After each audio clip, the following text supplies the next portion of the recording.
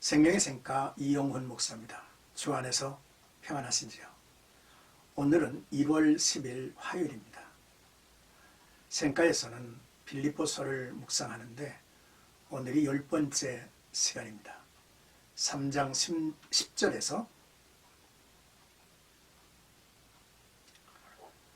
3장 10절에서 16절까지 이루었다 함도 아니라 라고 하는 주제이죠.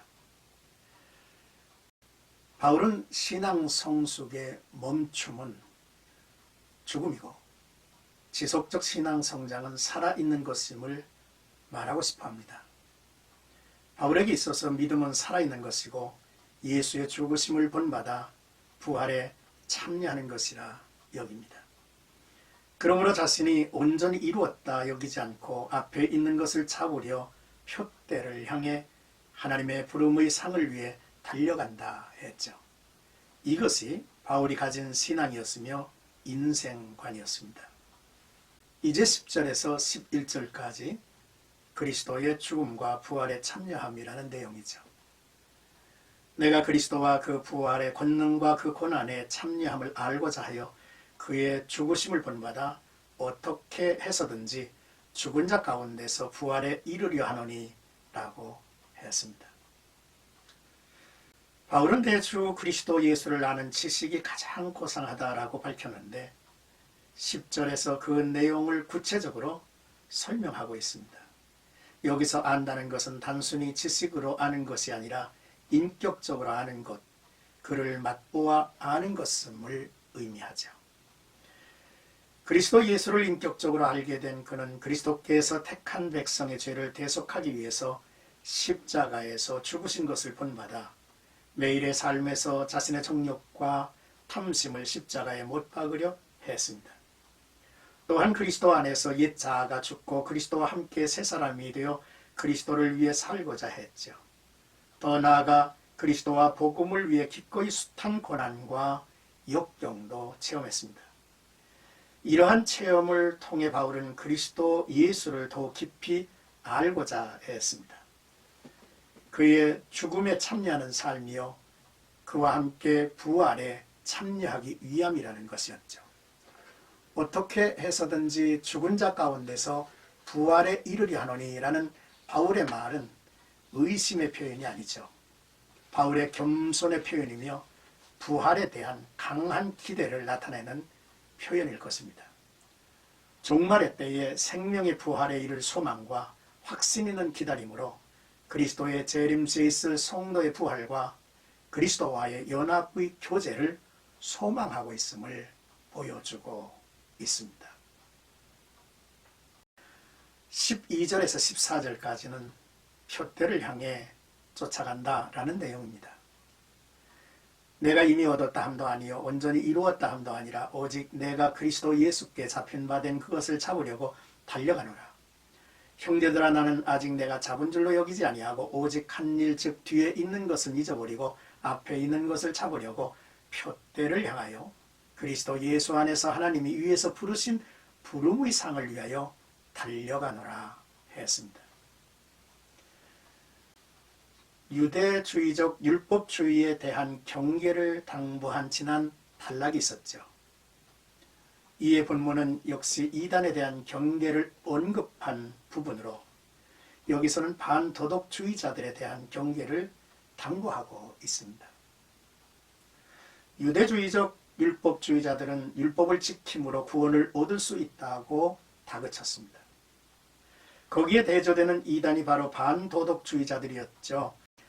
이들은 믿음으로 구원받는다는 것을 구실로 도덕을 무시하고 방종으로 흐름으로써 빌립보 교회 성도들의 신앙을 무너뜨리고 있었습니다. 바울은 이를 경계하며 자기의 신앙 간증 형식으로 가르치고 있죠. 구원의 완성을 위해서 부단히 노력해야 한다는 것입니다. 그리스도를 향한 바울의 믿음, 그 열심과 헌신은 매우 간절했습니다. 그는 그리스도를 아는 일에 관하여 이미 얻었다 함도 아니요 온전히 이루었다 함도 아니요 라고 밝힙니다. 그래서 그는 그리스도 예수께 잡힌 바 된 그것을 잡으려고 쫓아간다고 했습니다. 바울은 자기가 다메섹 도상에서 예수께서 부르시고 예수께 잡힌 것을 알고 있습니다.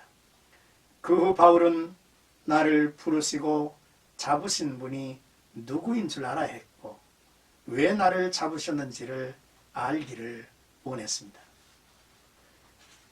그렇습니다. 쫓아가서 잡으려 한다는 말은 그리스도께서 자신에게 맡겨주신 직무를 알아야겠다.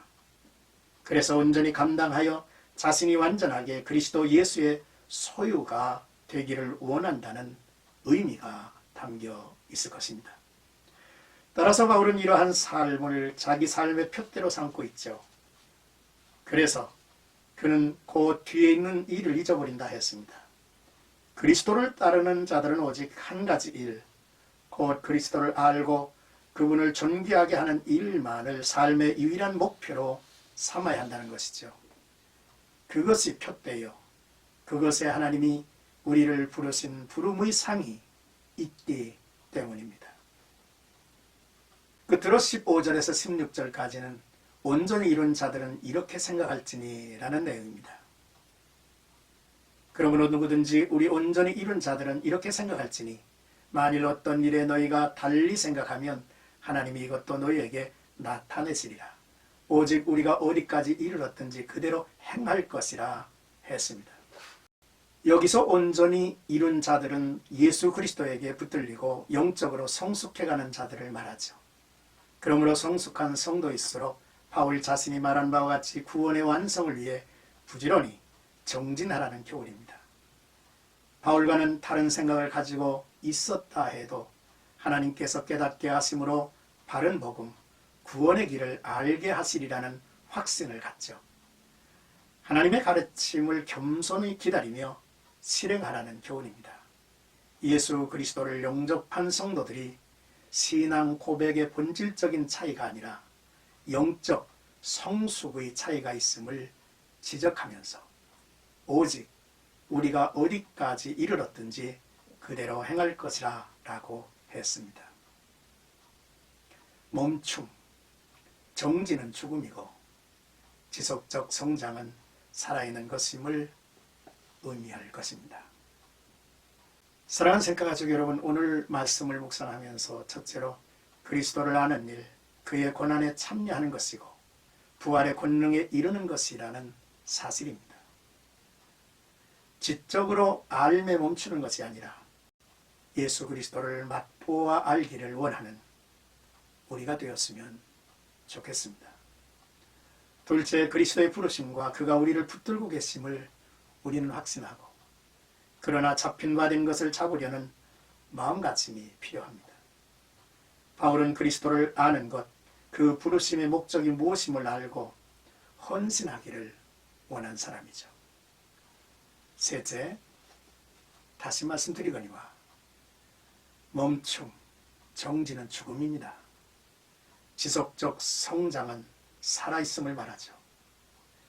우리가 어디에 이르렀든지 그대로 행하고 정진하는, 달려가는 나와 여러분들이 되기를 주님의 이름으로 축복합니다.